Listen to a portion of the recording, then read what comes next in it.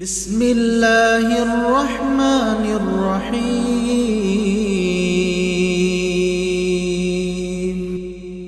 الحمد للہ رب العالمین والصلاة والسلام علی اشرف الانبیاء والمرسلین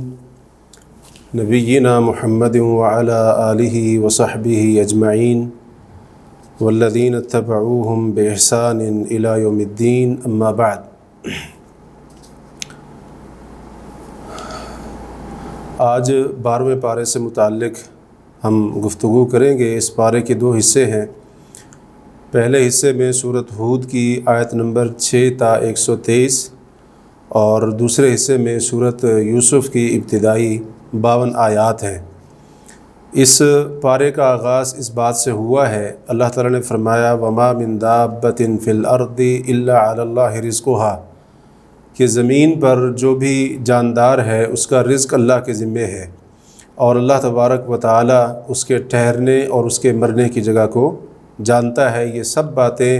ایک واضح کتاب یعنی لوح محفوظ کے اندر موجود ہیں۔ اس کے بعد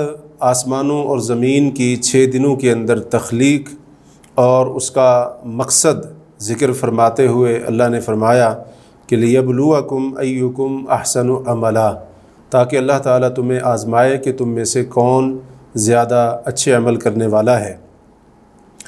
اور اس کے ساتھ ہی اللہ تبارک و تعالیٰ نے کفار کی ہٹ دھرمی کا ذکر کیا، اور یہ بھی بتایا کہ جب انہیں کہا جاتا ہے کہ مرنے کے بعد تمہیں دوبارہ زندہ کیا جائے گا تو وہ اسے کھلم کھلا جادو کہتے ہیں، اور پھر انہیں عذاب کی دھمکی دی گئی، اور یہ بھی تنبیہ کی گئی کہ جب عذاب ان پر آئے گا تو ان سے کسی صورت میں ٹلے گا نہیں، اور یہ بھی تنبیہ کی گئی کہ اگر عذاب کو ابھی مؤخر یا لیٹ کیا جا رہا ہے تو اس کا مطلب یہ نہیں ہے کہ وہ عذاب کی جو دھمکی تھی وہ جھوٹی ہے یا وہ عذاب سرے سے آئے گا ہی نہیں، بلکہ ایک وقت ایسا آئے گا کہ جب عذاب اس کا مذاق اڑانے والوں کو گھیر لے گا، اور اس وقت ان کو اس سے نجات کی کوئی راہ نہیں ملے گی۔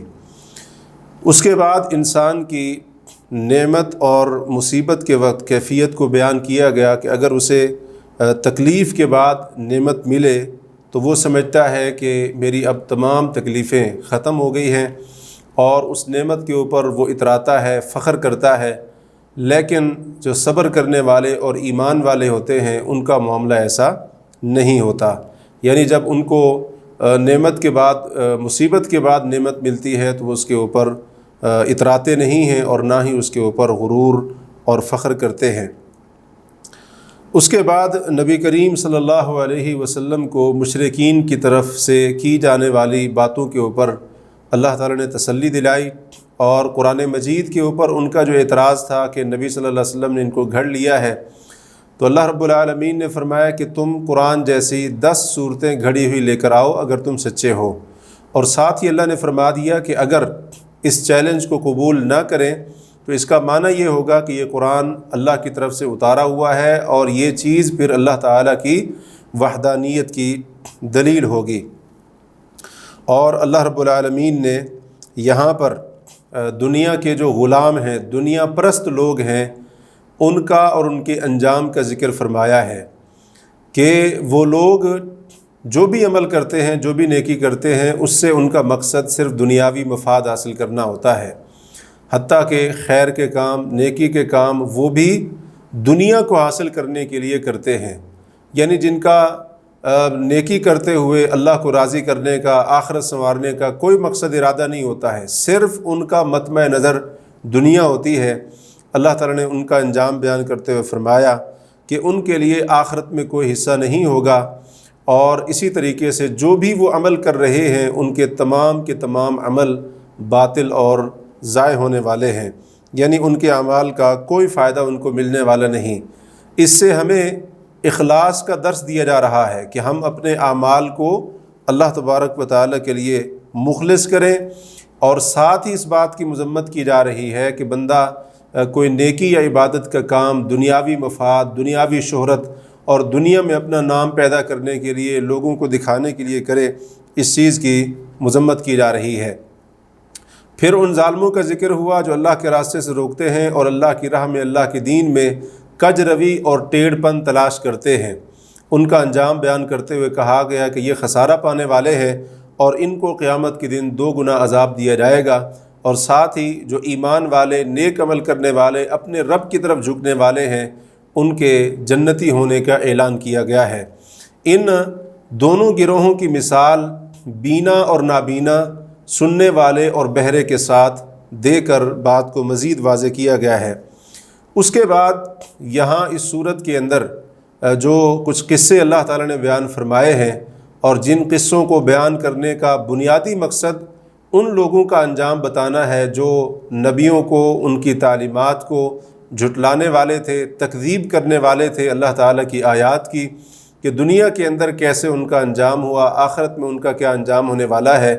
تو یہ مقصد ہے ان قصوں کو یہاں پر بیان کرنے کا۔ اس سلسلے میں پہلا قصہ حضرت نوح علیہ السلام اور ان کی قوم کا ذکر ہوا ہے، اور بڑی تفصیل کے ساتھ یہ قصہ سورۃ ہود کے اندر بیان ہوا ہے کہ حضرت نوح علیہ السلام نے اپنی قوم کو خالص توحید کی دعوت دی، اور اسی طرح سے ان کی قوم کے جو سردار اور متکبر قسم کے لوگ تھے، انہوں نے حضرت نوح علیہ السلام کے جو ساتھی تھے ان کی تحقیر کی، اور اسی طرح سے ان کو کمزور رائے والا بتایا، اور اس طرح سے ان کو حقارت کی نظر سے دیکھا۔ تو یہ بات ہوئی، اور ساتھ ہی حضرت نوح علیہ السلام سے جھگڑتے انہوں نے کہا کہ اگر آپ سچے ہیں تو اللہ تعالیٰ کا عذاب لے کر آئیں۔ عذاب کا مطالبہ کر دیا۔ حضرت نوح علیہ السلام جب اللہ کے حکم سے اور اللہ کی وحی کے مطابق کشتی تیار کر رہے ہوتے تھے، تو جب وہ وہاں سے گزرتے تو ان کا خوب مذاق اڑاتے تھے۔ انجام یہ ہوا کہ اللہ تبارک و تعالیٰ نے ایک زبردست قسم کا سیلاب اور طوفان بھیجا، زمین سے چشمے ابل پڑے، آسمان سے موسلا دھار بارش برسی، اور یہ سارے کا سارا پانی ایک زبردست طوفان اور سیلاب کی شکل اختیار کر لیتا ہے۔ اتنا بڑا سیلاب اور اتنا بڑا طوفان کہ اس کی ایک ایک موج پہاڑ جتنی بڑی تھی۔ تو یہ سیلاب اور طوفان آیا جس کے اندر یہ قوم غرق ہو کر رہ گئی اور اپنے انجام کو پہنچی۔ اس دوران اللہ تبارک و تعالیٰ نے حضرت نوح علیہ السلام کے بیٹے کے غرق ہونے کا قصہ بھی بیان کیا کہ حضرت نوح علیہ السلام نے بیٹے کو پکارا کہ ہمارے ساتھ کشتی پر سوار ہو جاؤ۔ بیٹے نے کہا کہ میں پہاڑ کے اوپر پناہ لے لوں گا اور یہ پہاڑ مجھے اس پانی سے، سیلاب سے بچا لے گا۔ ہوا یوں کہ ابھی یہ بات چل رہی تھی، اللہ نے فرمایا کہ ان دونوں کے درمیان ایک موج آئی اور ان کا بیٹا غرق ہونے والوں میں سے ہو گیا۔ تو اس سے پتہ چلا کہ کسی نبی کا قریبی رشتہ دار ہونا، اور اسی طرح سے کسی کے ساتھ قرابت داری، کسی کے ساتھ صرف تعلق، وہ کتنا قریبی تعلق اور گہرا اور مضبوط تعلق کیوں نہ ہو، صرف تعلقات اور قرابت داری، رشتہ داری کی بنا پر انسان کی نجات نہیں ہوگی جب تک کہ اس کا ایمان نہ ہو اور اس کا عمل نیک نہ ہو۔ حضرت نوح علیہ السلام نے اس موقع پر جب اللہ سے دعا کی تھی کہ اے اللہ، میرا بیٹا ہے، میرے گھر والوں میں سے ہے، ہلاک ہو رہا ہے، غرق ہو رہا ہے،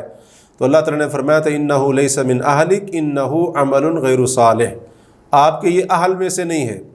آپ کے جو اہل ہیں یعنی آپ کی جو پیروی کرنے والے حقیقی جو آپ کے گھر والے ہیں ان میں سے نہیں ہے، اور انہ عمل غیر صالح، اس کے عمل اچھے نہیں ہیں۔ تو پتہ یہ چلا کہ نیک اعمال کے بغیر کسی نیک شخصیت کی قرابت داری، حتیٰ کہ اس کا بیٹا ہونا بھی اس کو فائدہ نہیں دے سکتا ہے۔ جیسا کہ آج کل بہت سارے لوگ اس دھوکے کے اندر مبتلا ہیں کہ ہم نبی صلی اللہ علیہ وسلم کی امت ہیں، ہم جو چاہے کرتے رہیں، اللہ کے رسول ہمیں چھڑا لیں گے۔ تو نبی دنیا کے اندر اپنی آنکھوں کے سامنے غرق ہوتے ہوئے بیٹے کو چھڑا اور بچا نہیں سکا، تو قیامت کے دن کیسے ایک نبی ان لوگوں کو بچائے گا جو اللہ کے ساتھ شرک کرتے رہے اور اسی طرح سے گناہ کے کام کرتے رہے۔ اور اسی طریقے سے یہاں سے یہ بات بھی سمجھ آئی کہ اللہ کا عذاب جب آتا ہے تو پھر دنیا کے اندر جو پناہ گاہیں ہیں وہ انسان کو پناہ نہیں دے سکتی ہیں، اور اسی طرح سے انسانی تدبیریں وہ بھی اللہ کے عذاب سے نہیں بچا سکتی ہیں۔ اس لیے کبھی بھی انسان اپنی تدبیروں کے اوپر، دنیا کی پناہ گاہوں کے اوپر، اور اسی طرح سے اس کے جو ترقی یافتہ وسائل وغیرہ ہیں، انتظامات ہیں، ان کے اوپر ان سے دھوکہ نہ کھائے، ان کے اوپر اعتماد نہ کرے۔ خاص طور پر مسلمان، اس کا ذہن تو بالکل بھی یہ نہیں ہونا چاہیے، کیونکہ یہاں پر یہ کہا گیا لا عاصم اليوم کہ آج کے دن کوئی بچانے والا نہیں ہے۔ اللہ کے امر سے یعنی اللہ کے عذاب سے کوئی بچانے والا نہیں سوائے اس کے جس کے اوپر اللہ تعالیٰ رحم فرمائے۔ تو نوح علیہ السلام کی بیٹے نے بھی کہا تھا کہ میں پہاڑ کے اوپر پناہ لے لوں گا اور یہ مجھے بچا لے گا، لیکن وہ پہاڑ ان کو بچا نہ سکا۔ تو انسانی تدبیریں اور انسانی وسائل انتظامات اللہ کے عذاب سے نہیں بچا سکتے سوائے اللہ تعالیٰ کی رحمت کے۔ اور اس سے ایک بات یہاں پر امام ابن تیمیہ رحمہ اللہ نے بڑی زبردست بات ارشاد فرمائی ہے کہ جو انسان اپنی عقل کو وحی کے اوپر مقدم کرتا ہے، وحی یعنی قرآن اور سنت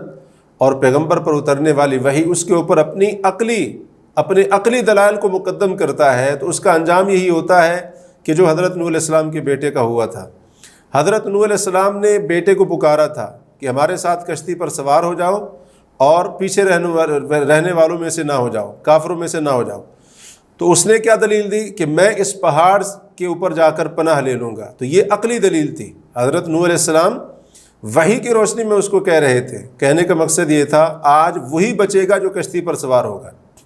آگے سے بیٹے نے عقلی دلیل دی اور نتیجہ کیا نکلا؟ فکان من المغرقین، اللہ نے فرمایا وہ غرق ہونے والوں میں سے ہو گیا۔ تو امام ابن تیمیہ رحمہ اللہ فرماتے ہیں یہی حال ہر اس بندے کا ہوتا ہے جو قرآن اور سنت کے مقابلے میں اپنی عقل کو پیش کرتا ہے، وہ بھی غرق ہو جاتا ہے، تباہ و برباد ہو جاتا ہے،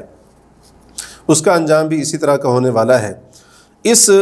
واقعے کے آخر پر اللہ تبارک و تعالیٰ نے فرمایا تلک من انباء الغیب، یہ غیب کی خبریں ہیں، نوحیہا الیک، ہم یہ آپ کی طرف وحی کر رہے ہیں، ما کنت تعلمها انت ولا قومک من قبل ھذا، کہ اے نبی صلی اللہ علیہ وسلم اس سے پہلے یعنی ہمارے وحی کرنے سے پہلے آپ علیہ الصلوۃ والسلام اور آپ کی قوم ان غیب کی خبروں کو نہیں جانتے تھے۔ تو قرآن کتنے واضح انداز سے نبی صلی اللہ علیہ وسلم سے علم غیب کی نفی کر رہا ہے۔ فرمایا غیب کی خبریں ہیں، ہم نے آپ کی طرف وحی کی تو آپ کو معلوم ہوا، اس سے پہلے آپ نہیں جانتے تھے۔ لیکن قرآن کی ان واضح آیات کے مقابلے میں بعض لوگوں نے اپنا جو من گھڑت عقیدہ بنا رکھا ہے کہ نبی عالم الغیب ہیں، وہ پھر بھی بڑی ڈٹائی کے ساتھ بیان کیا جاتا ہے۔ دوسرا قصہ یہاں پر حضرت ہود علیہ السلام اور ان کی قوم کا ذکر ہوا ہے۔ انہوں نے اپنی قوم کو خالص توحید کی دعوت دی اور ساتھ ہی توبہ استغفار کی دعوت بھی دی۔ اس کے فائدے بھی بتایا کہ اللہ تمہارے اوپر موسلا دھار بارش برسائے گا، تمہاری قوت کے اندر اضافہ کرے گا۔ قوم نے اپنے معبودوں کو چھوڑنے سے انکار کر دیا، بلکہ حضرت ہود علیہ السلام کو طعنہ دینے لگے اور اسی طرح سے ان کے اوپر طنز کرنے لگے۔ کہا کہ ہمیں ایسے لگتا ہے کہ ہمارے کسی معبود نے تمہیں کوئی تکلیف پہنچائی ہے اور اسی طرح سے عقلی طور پر تمہارا نقصان ہوا ہے، جس کی وجہ سے تم نعوذ باللہ من ذالک پاگلوں والی اور بہکی باتیں کر رہے ہو۔ حضرت ہود علیہ السلام کی اللہ تعالیٰ نے مدد فرمائی، ان کو ان کے ساتھیوں کو اللہ نے نجات دی، اور پھر دنیا اور آخرت میں ان کے اوپر لعنت کی گئی قوم ہود کے اوپر، اور یہ اپنی ہٹ دھرمی کے اوپر ڈٹے رہے، بالآخر ان کے اوپر عذاب آیا۔ ان کی تباہی کی ایک وجہ یہاں پر یہ بیان کی گئی کہ انہوں نے متکبر اور حق کو ٹھکرانے والے سرکش لوگوں کی پیروی کی۔ تو اس قسم کے جو ان کے لیڈر تھے ان کی پیروی کی، تو پتہ یہ چلا کہ انسان اگر کسی گمراہ اور تکبر کرنے والے سرکش جو اللہ اور اس کے رسول کا باغی ہے اور اسی طرح سے دین کا باغی ہے، اگر اس کو اپنا لیڈر مان کر اس کے پیچھے چلے گا تو جو انجام اس لیڈر کا ہوگا وہی انجام اس پیروی کرنے والے کا بھی ہوگا۔ تیسرا قصہ یہاں پر حضرت صالح علیہ السلام اور ان کی قوم کا ذکر ہوا ہے۔ حضرت صالح نے بھی اپنی قوم کو خالص توحید کی دعوت دی، اللہ تعالیٰ کے انعامات کی یاد دہانی کرائی، توبہ استغفار کی ترغیب دلائی، اور قوم نے ان کی دعوت میں شک کا اظہار کیا، اپنے باپ دادا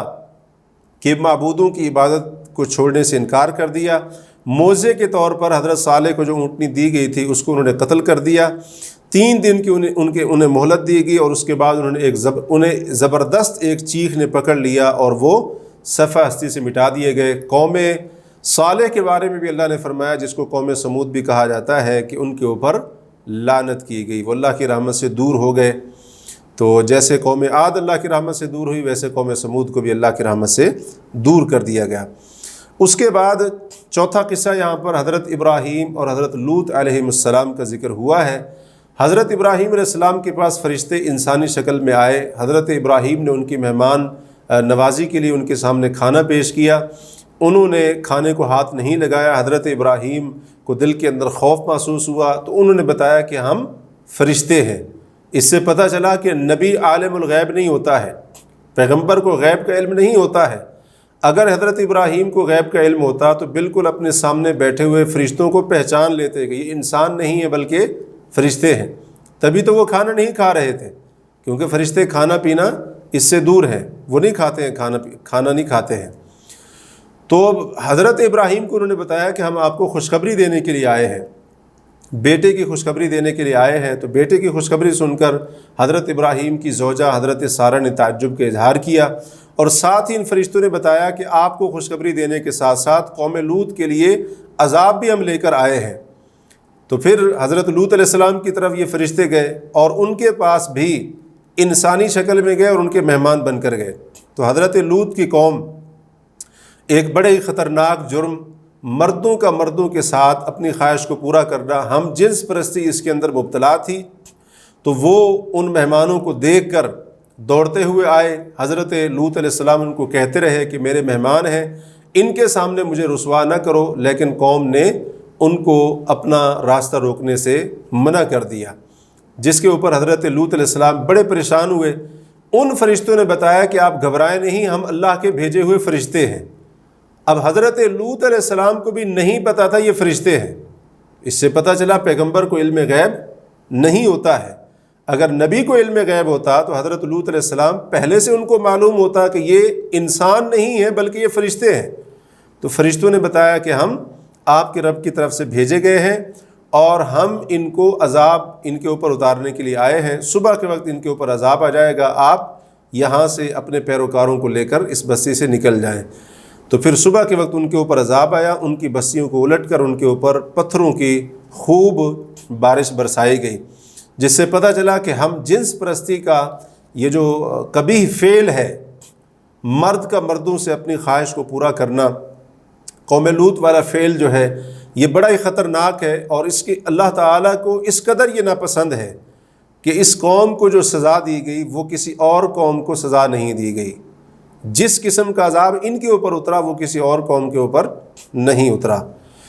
اور اس کے ساتھ حضرت شعیب علیہ السلام کی قوم کا قصہ، جو 5واں قصہ ہے یہاں پر ذکر ہوا۔ حضرت شعیب نے اپنی قوم کو خالص توحید کی دعوت دی، اور ان میں جو ایک خاص برائی پائی جاتی تھی، ناپ تول کے اندر کمی کرنا، اس کے اوپر بھی ان کو تنبیہ کی، اور ساتھ ہی بتایا کہ لوگوں کی چیزوں کے اندر کمی کر کے زمین کے اندر فساد نہ پھیلاؤ۔ تو حضرت شعیب علیہ السلام کی دعوت اور ان کا جو اصلاحی پیغام تھا، اس کے مقابلے میں جب انہوں نے کہا نا حضرت شعیب نے کہ اللہ کا جو حلال کیا ہوا مال ہے، یعنی جب پورا تولو گے، جب تم پورا ماپو گے اور اس کے بدلے میں تمہیں جو حلال اور پاکیزہ مال ملے گا تجارت کی شکل میں، دھوکے اور فراڈ سے پاک جو تجارت کرو گے، وہ تمہارے لیے بہتر ہے، اس کے اندر خیر بھی ہے، برکت بھی ہے۔ تو آگے سے قوم کے لوگوں نے ایک تو یہ کہا کہ اے شعیب، آپ کے کہنے پر ہم اپنے معبودوں کو چھوڑنے والے نہیں ہیں۔ دوسرا جواب جو حضرت شعیب نے ان کی تجارت سے متعلق کیا تھا، تو حضرت شعیب کی قوم نے آج سے صدیاں پہلے وہی جواب دیا تھا جو آج ایک بدعنوانی کرنے والے، دھوکہ فراڈ کرنے والے مسلمان تاجر کو سمجھایا جائے، جو جواب وہ دیتا ہے صدیاں پہلے قوم شعیب نے وہی جواب دیا تھا۔ کیا جواب دیا تھا؟ کہا تھا کہ اے شعیب، اگر آپ لمبی لمبی نمازیں پڑھتے ہیں تو نمازیں پڑھنے کا یہ مطلب تھوڑی ہے کہ آپ ہمیں ہمارے مال کے اندر اب ہماری مرضی کرنے سے روک دیں۔ ہمارا مال ہے، ہم جیسے چاہیں تجارت کریں، جیسے چاہیں کاروبار کریں۔ جیسے آج لوگ کہتے ہیں کہ مولوی صاحب آپ نمازیں پڑھائیں، آپ مدرسے میں جا کر بچوں کو پڑھائیں، یہ تجارت ہے، تجارت کے اصول ہیں، بزنس کے اصول ہوتے ہیں، اور اسی طرح سے اتنے سال ہمیں ہو گئے، آپ میں تجارت مت سکھائیں، ہماری تجارت، ہماری دکان ہے، ہماری مرضی، جیسے ہم چاہیں گے تجارت کریں گے۔ تو انہوں نے اس قسم کی بات کی۔ حضرت شعیب علیہ السلام نے فرمایا کہ میں تو صرف تمہاری اصلاح کرنا چاہتا ہوں، اور ساتھ ہی حضرت شعیب نے پچھلی قومیں، قوم نوح، قوم لوط وغیرہ، ان کی تباہی کا حوالہ بھی دیا اور توبہ استغفار کی انہیں دعوت بھی دی۔ تو حضرت شعیب علیہ السلام کی قوم نے اس پر یہ جواب دیا بہانہ بناتے ہوئے کہ اے شعیب، تمہاری اکثر باتیں ہمیں سمجھ نہیں آتی ہیں، اور اگر آپ کا قبیلہ نہ ہوتا، نا خاندان نہ ہوتا، تو ہم آپ کو سنسار کر دیتے، نعوذ باللہ من ذالک۔ حضرت شعیب کہنے لگے کہ عجیب بات ہے کہ میرا قبیلہ اس کی تمہارے نزدیک زیادہ عزت ہے اللہ تعالیٰ کے احکام سے بڑھ کر، اور اللہ کو اس کے احکام کو تم نے پس پش ڈال دیا ہے۔ تو یہ بات انہوں نے پھر کی، اور نتیجہ یہ نکلا کہ ان کے اوپر زبردست قسم کی چیخ کی صورت میں عذاب آیا اور اس قوم کو بھی ہلاک کر دیا گیا۔ اس کے بعد چھٹا قصہ حضرت موسیٰ علیہ السلام اور فرعون کا قصہ ہے۔ مختصراً یہاں پر حضرت موسیٰ علیہ السلام کا واقعہ بیان ہوا کہ فرعون کی قوم کے سرداروں نے فرعون کی پیروی کی، حالانکہ اس کا معاملہ بھلائی کے اوپر مبنی اور مشتمل نہیں تھا، اور پھر یہ بتایا گیا کہ فرعون قیامت کے دن ان کی رہنمائی اور قیادت کرتے ہوئے جہنم میں ان کو داخل کر دے گا، یعنی وہ خود بھی جہنم میں اور اس کے پیروکار بھی جہنم کے اندر، دونوں جہانوں میں ان کے اوپر لعنت کا ذکر بھی ہوا ہے۔ اس کے بعد اللہ تعالیٰ نے ان قصوں کو بیان کرنے کے بعد کچھ اہم باتیں ارشاد فرمائیں۔ پہلی بات یہ ارشاد فرمائی کہ ہم نے ان پر ظلم نہیں کیا، بلکہ انہوں نے خود اپنی جانوں پر ظلم کیا۔ دوسری بات، جب ان پر اللہ کا عذاب آیا تو ان کے معبودوں نے ان کو کچھ بھی فائدہ نہیں دیا، بلکہ ان کے معبود ان کی تباہی اور نقصان میں اضافے کا باعث بنے۔ تو کہنے کا مطلب یہ ہے، گویا کہ اللہ تعالیٰ یہ بتا رہا ہے، اللہ تعالیٰ یہ تعلیم دے رہا ہے کہ جب دنیا کے عذاب سے نہیں بچا سکے، جن کو معبود سمجھتے رہے، نفع نقصان کے مالک سمجھتے رہے، جب ان کے معبود دنیا کے عذاب سے نہیں بچا سکے تو آخرت کے بڑے عذاب سے کیسے بچا سکیں گے؟ تو یہ اصل میں تنبیہ کرنا مقصود ہے۔ تیسری چیز یہاں پر یہ ارشاد فرمائی کہ اللہ تعالیٰ جب ڈھیل دینے کے بعد پکڑتا ہے تو اللہ کی پکڑ بڑی سخت بھی ہوتی ہے، بڑی دردناک بھی ہوتی ہے۔ بڑے سے بڑے مجرم اور بڑی سے بڑی طاقتور قومیں اس کی پکڑ سے بچ نہیں سکتی ہیں۔ چوتھی چیز، آخرت کے عذاب سے ڈرنے والے کے لیے قوموں کی تباہی کے ان واقعات کے اندر بڑی عبرت اور نشانی موجود ہے۔ پھر قیامت کے دن کا ذکر ہوا کہ قیامت کے دن سب کو اکٹھا کیا جائے گا اور وہاں پر سب کی حاضری ہوگی، اور اسی طریقے سے قیامت کے دن بعض لوگ بدبخت ہوں گے اور بعض لوگ خوش نصیب ہوں گے۔ خوش نصیبوں کا اچھا انجام ان کے لیے جنت، اور بد نصیبوں کے لیے جہنم کی آگ، اور اسی طرح سے رسوائی کا ذکر ہوا۔ اس کے بعد نبی صلی اللہ علیہ وسلم کو مشرکین کے معبودان باطلہ کی عبادت کے باطل ہونے پر یقین دہانی کرائی گئی، اور ساتھ ہی آپ کو تسلی دلائی گئی کہ اے نبی صلی اللہ علیہ وسلم، اگر آپ کی قوم اس قرآن کو جھٹلا رہی ہے تو آپ سے پہلے ہم نے موسیٰ علیہ السلام کو جو کتاب دی تھی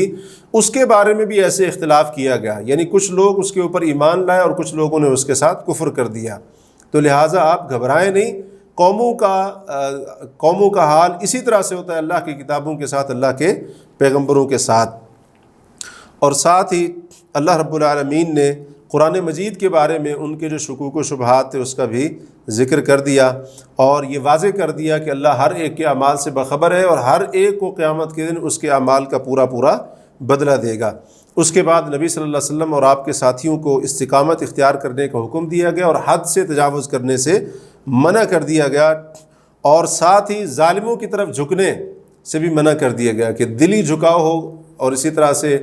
دل کا میلان ہو کافروں کی طرف، اور اس طرح سے کفریہ جو ان کے اعمال ہے، شرکی اعمال، اس کے اوپر رضامندی ہو۔ یہ کام اللہ نے فرمایا تم نے نہیں کرنا ہے، ورنہ تمہیں جہنم کی آگ پکڑ لے گی۔ اور اس کے بعد دن اور رات میں نماز قائم کرنے کا حکم ہوا، اور ساتھ ہی قرآن نے یہاں پر ایک اہم اصول اور قاعدہ بیان کیا، ان الحسنات یذہبن السیئات، کہ بے شک نیکیاں برائیوں کو مٹا دیتی ہیں۔ اور ساتھ ہی صبر کا حکم بھی یہاں پر دیا گیا۔ اس کے بعد یہ ترغیب دلائی گئی کہ اہل زمین کے اندر جو فساد پھیلانے والے ہیں، تو زمین والوں میں سے کچھ ایسے لوگ بھی ہونے چاہیے، ایسے اہل خیر اور اسی طرح سے نیک لوگ جو ان فساد پھیلانے والوں کو روکے اور ان کو منع کریں۔ اور ساتھ ہی اللہ رب العالمین نے فرمایا کہ تیرا رب کسی بستیوں کو ہلاک کرنے والا نہیں، ظلم اور زیادتی کرتے ہوئے، اس حال میں کہ بستیوں والے اصلاح کرنے والے ہوں۔ تو معلوم یہ ہوا کہ اپنی اور دوسروں کی اصلاح ہلاکت اور اللہ کے عذاب سے بچنے کا ایک اہم ذریعہ ہے۔ تو اس سے نیکی کا حکم دینا اور برائی سے منع کرنا، اس کی اہمیت بھی واضح ہو رہی ہے۔ اس کے بعد نبی صلی اللہ علیہ وسلم پر یہ بات واضح کی گئی کہ رسولوں کے قصے اللہ نے آپ کے اوپر اس لیے بیان کیے ہیں تاکہ ان کے ذریعے اللہ آپ کے دل کو تقویت دے، اللہ آپ کے دل کو ثابت کر دے، قائم کر دے، اور اسی طرح سے آپ کے دل کو استقامت دے دے، تو پتہ یہ چلا کہ انبیاء اور نیک لوگوں کے واقعات پڑھنے سے اور ان پر غور و فکر کرنے سے دل کو تقویت ملتی ہے، بندے کے ایمان میں اضافہ ہوتا ہے، یقین پختہ ہوتا ہے، شکوک و شبہات دور ہوتے ہیں، اور بندے کو اللہ کے وعدوں اور وعیدوں پر یقین جو ہوتا ہے اس کے اندر بھی اضافہ ہوتا ہے۔ اس صورت کا اختتام اللہ تعالیٰ کی صفت غیب کے بیان پر ہوا ہے، اور ساتھ ہی یہ بتایا گیا کہ تمام قسم کے معاملات اللہ کی طرف لوٹائے جاتے ہیں، اور نبی صلی اللہ علیہ وسلم کو صرف اللہ کی عبادت کرنے اور اللہ ہی پر توکل کرنے کا حکم ہوا ہے، اور یہاں پر یہ سورۃ ہود مکمل ہوئی۔ اس کے بعد اس پارے کا دوسرا حصہ شروع ہو رہا ہے، اور وہ ہے سورۃ یوسف کی ابتدائی آیات۔ اس سورت میں حضرت یوسف علیہ السلام اور ان کے بھائیوں کا قصہ بڑی تفصیل کے ساتھ بیان ہوا ہے، سوائے چند ایک آیات کے پوری سورت کے اندر، تقریباً پوری سورت کے اندر یہ قصہ بیان ہوا ہے۔ حضرت یوسف علیہ السلام کا عزیز مصر بننا وغیرہ یہ پوری اس کی تفصیل آئے گی، تو یہ بیان ہوا ہے، اور قرآن نے اس کو احسن القصص کہا ہے، قصوں میں سے سب سے خوبصورت اور بہترین قصہ۔ تو یہ قصہ اور اس سے جو ملنے والے فوائد ہیں، عبرتیں ہیں، نصیحتیں ہیں، قابل غور باتیں ہیں، تو بندہ خود بھی اس کا گہرائی کے ساتھ مطالعہ کرے، اور اسی طرح سے اپنی اولاد ہے، گھر والے ہیں، ان کے سامنے بھی یہ واقعہ بیان کرے، اور اسی طرح سے یہ قصہ سنائے اپنی اولاد کو۔ جھوٹے قصے اور اسی طرح سے من گھڑت کہانیاں پڑھنے کی بجائے، اولاد کو سنانے کی بجائے، یہ قصے اور یہ واقعات، خاص طور پر یہ حضرت یوسف علیہ السلام ان کے بھائیوں کا قصہ، یہ جس کو قرآن سب سے بہترین قصہ کہہ رہا ہے، یہ چیزیں اپنی اولاد کو بتانے اور سنانے والی ہیں۔ سورت کے شروع میں قرآن مجید کے نزول کا ایک مقصد بیان ہوا، فرمایا کہ قرآن کو اللہ نے عربی زبان کے اندر اتارا ہے تاکہ تم اس کو سمجھو۔ تو پتہ یہ چلا کہ قرآن صرف پڑھنے کے لیے نہیں آیا ہے بلکہ سمجھنے کے لیے بھی آیا ہے، اور ساتھ ہی بتایا گیا کہ اے نبی صلی اللہ علیہ وسلم، ہم نے وحی کے ذریعے آپ کو یہ سب سے بہترین قصہ حضرت یوسف ان کے بھائیوں کا بتایا ہے، اس سے پہلے آپ اس کو نہیں جانتے تھے۔ اس سے پتہ چلا کہ نبی علیہ الصلوۃ والسلام عالم الغیب نہیں ہے، قرآن کے بالکل واضح الفاظ ہیں۔ پھر اس کے بعد حضرت یوسف علیہ السلام کے اس خواب کا ذکر ہوا کہ جو انہوں نے خواب دیکھا کہ سورج اور چاند اور 11 ستارے ان کو سجدہ کر رہے ہیں۔ اپنے والد حضرت یعقوب علیہ السلام کو انہوں نے خواب بتایا، تو حضرت یعقوب نے اپنے بیٹے یوسف کو یہ خواب ان کے بھائیوں کو بتانے سے منع کر دیا کہ کہیں وہ تمہارے خلاف کوئی تدبیر نہ کریں، کوئی سازش نہ کریں۔ تو بہرحال بھائیوں نے،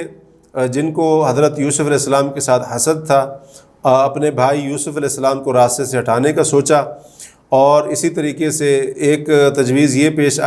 کی گئی کہ قتل کر دیا جائے، ایک یہ تجویز پیش کی گئی کہ دور دراز کسی علاقے میں ان کو چھوڑایا جائے۔ بالآخر اس کے اوپر اتفاق ہوا کہ ان کو کنویں کے اندر پھینک دیا جائے۔ چنانچہ اپنے والد حضرت یعقوب کو یقین دلا کر اپنے ساتھ لے گئے،